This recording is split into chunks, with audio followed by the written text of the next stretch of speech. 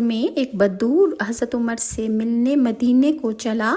جب مدینے کے پاس پہنچا تو آدھی رات کا وقت ہو چکا تھا، ساتھ میں اس کے حاملہ بیوی تھی، تو اس نے مدینے کی حدود کے پاس ہی خیمہ لگا لیا اور صبح ہونے کا انتظار کرنے لگا۔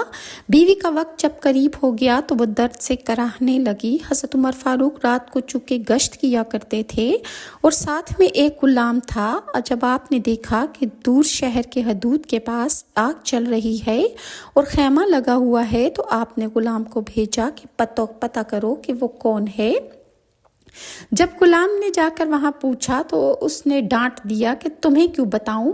آپ گئے اور پوچھا تو بھی نہیں بتایا۔ آپ نے کہا کہ اندر سے کراہنے کی آواز آتی ہے، کوئی درد سے چیخ رہا ہے، بتاؤ کیا بات ہے؟ تو اس نے بتایا کہ میں امیر المومنین حضرت عمر فاروق سے ملنے مدینہ آیا ہوں، میں غریب ہوں اور صبح مل کے چلا جاؤں۔